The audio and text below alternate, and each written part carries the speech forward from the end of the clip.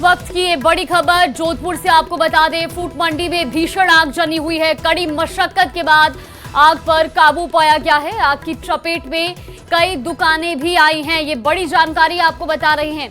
तो जोधपुर से ये बड़ी खबर, जहां पटाखे की चिंगारी से भीषण आग जनी हुई है और इस आगजनी में कई दुकानें भी इसकी चपेट में आ गई। दरअसल पटाखे की चिंगारी जो कि एक कचरे के ढेर पर लगी और उसके बाद देखते ही देखते ये आग जिसने विकराल रूप धारण कर लिया।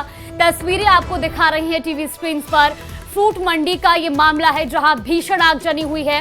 किस तरीके से मौके पर हड़कंप मचा, आप इन तस्वीरों के जरिए अंदाजा लगाइए। वहां पर कड़ी मशक्कत के बाद इस आग पर काबू पाया गया है। फिलहाल ये तस्वीरें आपको दिखा रहे हैं। जोधपुर से लाइव तस्वीरें सामने आ रही हैं। कचरे में आग लगी और उसके बाद देखते ही देखते इस आग ने कई दुकानों को अपनी चपेट में ले लिया। फिर कैरेट से हवा के जाके फिर दुकानों में आग लगी है। ये क्या रहा निगम की सुविधा क्या रही, क्या है फायर ब्रिगेड की? ठीक, करीबन काफी देर से आई है। चाय की दुकान थी आपके? मेरे फ्रूट की दुकान है। नहीं भैया, ये यहाँ पर आग लगी थी, थोड़ा इनका स्टॉक पड़ा था, मौसमी और खाली कैरेट, एम्प्टी कैरेट जो पड़े रहते हैं, इनकी आग लगी थी। यहाँ तो ये तो काफ़ी दूर है दुकानें, पर फिर यहाँ से चिंगारी उछल के अंदर गई और सारा दुकानों को लपेटे में ले लिया। और वहाँ तो फिर थोड़ी बहुत रेस्क्यू ऑपरेशन आया, जो भी आया, ये फायर ब्रिगेड वगैरह इन्होंने बुझा दी, पर यहाँ पर इनको कंट्रोल पाने में थोड़ा टाइम लग रहा है। पहले फायर ब्रिगेड आई तो वगैरह से नोजल सही नहीं है, थोड़ा टाइम लगा रहे थे, फिर अब अच्छी तरह से काम कर रहे हैं।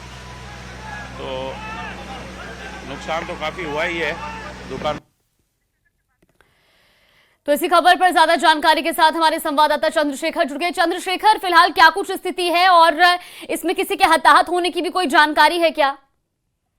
देखिए, सबसे बड़ी गनीमत की बात यह है कि इस पूरे हादसे में कोई भी जो है हताहत नहीं हुआ है। लेकिन सबसे बड़ी दूसरी बात यह है कि जिस तरह से लोगों को अक्सर शिकायत रहती है कि दमकल लेट आई, ये हुआ, जब भी कोई हादसा होता है तो इस तरह की जो बातें सामने आती है, लेकिन कोई भी व्यक्ति जो है पहले से सावधानी नहीं रखता। अब फ्रूट मंडी के अंदर जिस तरह से प्लास्टिक के जो कैरेट थे वो दुकानों से बाहर रखे हुए थे, ऐसे में संभव तो कोई या तो किसी पटाखे की चिंगारी के चलते जो है उन कैरेट में आग लगी और आग जो है लगातार जो है फैलती गई और तमाम दुकानों को अपने जो है जद में ले लिया।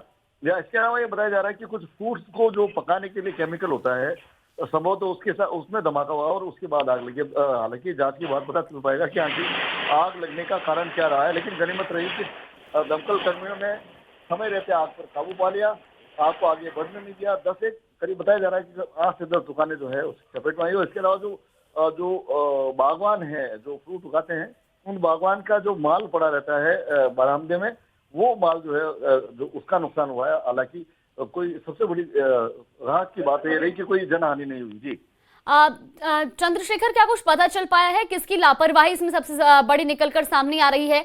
और बड़ी बात यह भी कि दिवाली से पहले कई तरह की मॉक ड्रिल की जाती है कि जब ऐसी घटनाएं हो तो उन पर तुरंत काबू पा लिया जाए, लेकिन बावजूद इसके आग ने इतना विकराल रूप धारण कर लिया। देखिए, निश्चित तौर पर ये कहा जा सकता है, जिस तरह से जो प्लास्टिक के कैरेट रखे हुए थे दुकानों के बाहर, तो संभवतः या तो कोई चिंगारी से या फिर जो है केमिकल जो था फल पकाने का, उसमें कोई धमाका हुआ।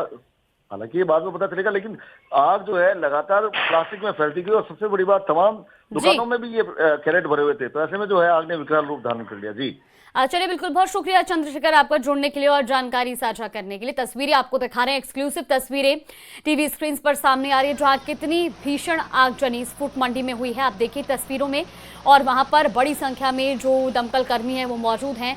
आग पर बुझाने का प्रयास किया गया है। ये तस्वीरें आपको दिखा रहे हैं जोधपुर से। तो वहीं जयपुर में ग्रीन कॉरिडोर के जरिए गंभीर रूप से बीमार राहुल को एयरलिफ्ट कर सवाई मानसिंह चिकित्सालय पहुंचाया गया। कजाकिस्तान से करीब 4.25 घंटे की उड़ान और 2500 किलोमीटर से ज्यादा की दूरी तय कर जयपुर पहुंची एयर एम्बुलेंस से राहुल को रेगुलर एम्बुलेंस में शिफ्ट करने में ही करीब आधा घंटा लगा। सवाई मानसिंह चिकित्सालय में विशेषज्ञ चिकित्सकों की निगरानी में उनके इलाज की व्यवस्था की गई है। डॉक्टरों की टीम राहुल की वर्तमान स्थिति का मुआयना कर रही है। मेडिकल जांच रिपोर्ट और प्रशिक्षण के बाद अस्पताल प्रशासन की ओर से उनकी स्थिति को लेकर अगला बुलेटिन जारी किया जाएगा। तो ये 2 तस्वीरें आपको दिखा रहे हैं। दरअसल कजाकिस्तान से राहुल को एयरलिफ्ट कर लिया गया है और अब उनका जो इलाज है वो जयपुर में चलेगा। आपको बता दें कि एयर एम्बुलेंस के जरिए उनको जयपुर करीब 4 से 4.5 घंटे में लाया गया और इसके बाद उनको एयर एम्बुलेंस से नॉर्मल एम्बुलेंस में शिफ्ट करने में करीब आधा घंटा लगा। अब विशेषज्ञ चिकित्सकों की निगरानी में उनका इलाज किया जाएगा। फिलहाल ये तस्वीरें आपको दिखा रहे हैं कजाकिस्तान से एयर एम्बुलेंस के जरिए राहुल को जयपुर लाया गया है। तो अब एसएमएस अस्पताल में राहुल घोसलिया का इलाज चलेगा और विशेषज्ञों की टीम उनके हर स्वास्थ्य की अपडेट रखेगी। उनकी जो हालत है उसमें सुधार को लेकर के भी क्या कुछ जानकारी है उसको लेकर के अगला हेल्थ बुलेटिन जारी किया जाएगा।